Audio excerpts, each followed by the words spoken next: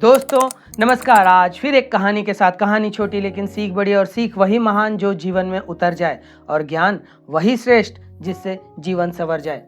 ऐसी ही जीवन को संवारने वाली एक कहानी। एक राज्य था। अब राज्य का जो वर्तमान राजा था वह अब वृद्ध हो चुका था। उसे चिंता सता रही थी कि अगला उत्तराधिकारी कौन होगा, क्योंकि उसकी कोई योग्य संतान नहीं थी और वह उस राज्य की बागडोर किसी योग्य व्यक्ति को ही देना चाहता था। उसके लिए उसने अपने राजगुरु के साथ मंत्रणा की। राजगुरु के अनुसार सारी व्यवस्था की गई। एक नया भवन बनाया गया। भवन के ठीक द्वार के ऊपर एक गणित का जटिल सूत्र लिखा गया, जिसका कोई अर्थ नहीं था, जिसका कोई सूत्र समाधान होने वाला नहीं था। एक ऐसे सूत्र को वहां पर लिखा गया और मुनादी करवाई गई कि जो कोई भी व्यक्ति गणित के इस सूत्र को ठीक ढंग से हल कर लेगा, ठीक उसी वक्त इस भवन का दरवाजा खुल जाएगा, और जो इस भवन के दरवाजे को खोल लेगा उसे ही राजा का उत्तराधिकारी चुन लिया जाएगा। ठीक वैसा ही किया गया। वैसा भवन बनवाया गया। भवन के मुख्य द्वार के ठीक ऊपर एक गणित का जटिल सूत्र लिखा गया। जटिल सूत्र को ऐसे उभारा गया कि वह दूर से भी दिख जाए। अब जब भवन बनकर तैयार हो गया, सारे लोग आने लगे। पहले उस राज्य के लोग आने लगे। कोई भी उस गणित का सूत्र हल नहीं कर पा रहा था, क्योंकि ऐसा कोई सूत्र था ही नहीं। करते करते बहुत सारे लोग आए। अमीर लोग आए, गरीब लोग आए, ज्ञानी लोग आए, बहुत योग्य लोग आए। अब दूसरे राज्य से भी लोग आने लगे और 30 दिनों का वक्त दिया था राजा ने कि 30 दिनों के भीतर ही यह चुना जाना है।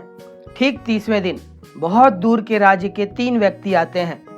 तीनों व्यक्ति में से 2 व्यक्ति अपने साथ बहुत सारा पोथी पत्रा, गणित की बड़ी बड़ी किताबें लेकर आते हैं, और वो वहां बैठते हैं और उस गणित की किताबों में सूत्र को ढूंढने में ही अपना समय व्यतीत कर देते हैं। पूरा दिन बीत जाता है, लेकिन उस गणित का सूत्र वे उस किताबों में ढूंढ नहीं पाते हैं। थक हार कर वे हार मान लेते हैं। वहीं जो तीसरा युवक रहता है, वह ज्ञानी तो रहता ही है, लेकिन उसके भीतर कॉमन सेंस भी रहता है।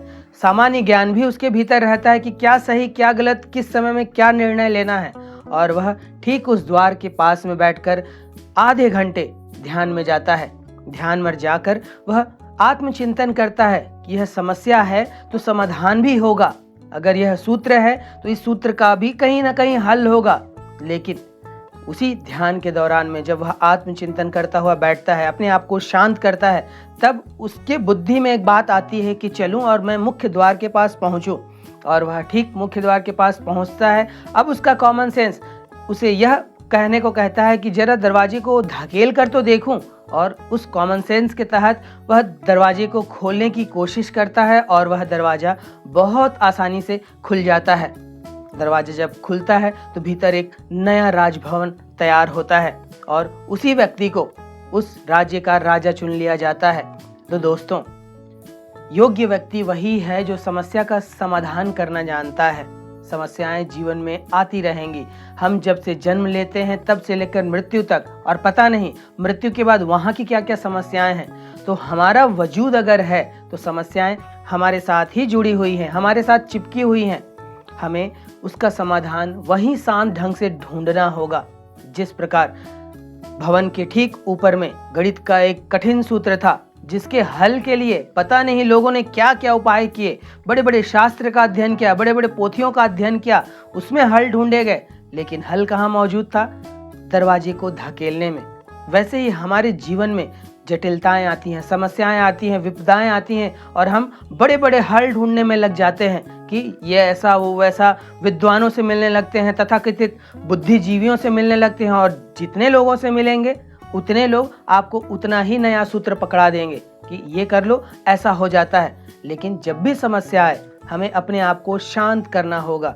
शांत मन से ही सही ढंग से समस्या का समाधान ढूंढा जा सकता है। और जब हम अपने आप को शांत कर लेते हैं, जैसे पानी, तालाब का पानी या नदी किनारे का पानी हमारे चलने के कारण या किसी के चलने के कारण गंदा हो गया, उसमें मिट्टी आ गई और हमें पानी पीना ही है, तो हमें क्या करना होता है? हमें प्रतीक्षा करनी होती है कि ये जो अभी मिट्टी कीचड़ उठा हुआ है, यह थोड़ी देर में नीचे बैठ जाएगा तो हमें स्वच्छ पानी मिल जाएगा। उसी प्रकार जब जीवन में समस्याएं आती हैं, विपदाएं आती हैं, कष्ट आती हैं, हमें अपने आप को सबसे पहले शांत करना होगा। शांत मन से ही हम समस्या का समाधान ढूंढ सकते हैं, और वो समाधान हमारे आसपास ही होता है। तो अब जीवन में जब भी समस्याएं आए, क्योंकि जब तक आप हैं समस्याएं तो आपके पीछे पीछे रहेंगी, जब तक ये जीवन है समस्याएं आपके पास रहेंगी। लेकिन खुश वो व्यक्ति होता है जो समस्याओं के समाधान पर अपने दिमाग को लगाता है कि इसका समाधान कहाँ से ढूंढा जाए। और जो व्यक्ति समस्याओं के समाधान में न ढूंढकर समस्याओं पर अटक जाता है कि ये नहीं ऐसा, वो नहीं वैसा, उसने ऐसा कर दिया, उसने ऐसा कर दिया, मेरे साथ तो ऐसा ही ऐसा होता है, मेरी तो किस्मत ही फूटी है, तो फिर किस्मत के भरोसे बैठे रहिए और रोते रहिए। लेकिन बुद्धिमान व्यक्ति वह है, प्रज्ञ व्यक्ति वह है जो समस्या का समाधान ढूंढता है। और समाधान ढूंढने की सबसे सही तकनीक है सबसे पहले अपने मन को शांत किया जाए। जब मन शांत होगा, आत्मा शांत होगी और उस समस्या का समाधान एक दिव्य आत्मा ही कर सकती है। और जितनी बड़ी समस्या उतना आपको शांत होने की जरूरत है। पानी में जितना गंदा फैला हुआ है उसे उतना समय देना होता है। तब जब भी अब समस्या आए तो अपने आप को पहला काम करिए, शांत करिए। और अगर आपके जीवन में ध्यान का प्रयोग है, आप अगर जीवन में ध्यान करते रहते हैं, तब आपको शांत होने की, बैठने की जरूरत ही नहीं है। समस्या आई, आपके अनुसार कोई चीज घटित नहीं हो रहा है, कोई विपदा आ गई, कष्ट आ गई, तुरंत कोई आपदा आ गई, तुरंत कोई दुर्घटना घट गई, ध्यान करने वाला व्यक्ति वही समाधान ढूंढ लेता है। तो अगर दिन का 30 मिनट आप ध्यान को दे देते हैं तो आपके बाकी 23.5 घंटे व्यवस्थित हो जाते हैं। और यह ध्यान प्रतिदिन हो जाए तो आपका पूरा जीवन व्यवस्थित हो जाता है। तब आप समस्याओं से भी घिरे रहें लेकिन आपके चेहरे पर मुस्कुराहट होगी, आप एक दिव्य व्यक्ति बनते चले जाएंगे। तो यह प्रयोग करके देखिए। हमारे चैनल में बहुत सारी ध्यान विधियां हैं, किसी भी एक विधि को चुनकर उसे अपनी विधि बना लीजिए, या फिर कोई अपना ही तरीका ढूंढ लीजिए जिससे आप निर्विचार हो सकें, जिससे आप ध्यान मग्न हो सकें, जिससे आप शून्य में डूब सकें, जिससे आप प्रेम में जा सकें, जिससे आप भक्ति में जा सकें। जब आप ऐसा कर लेंगे तो आपके जीवन में फिर समस्या जैसी कोई चीज नहीं होगी। और समस्या अगर आती भी है तो शांत मन से ही उसका समाधान ढूंढा जा सकता है।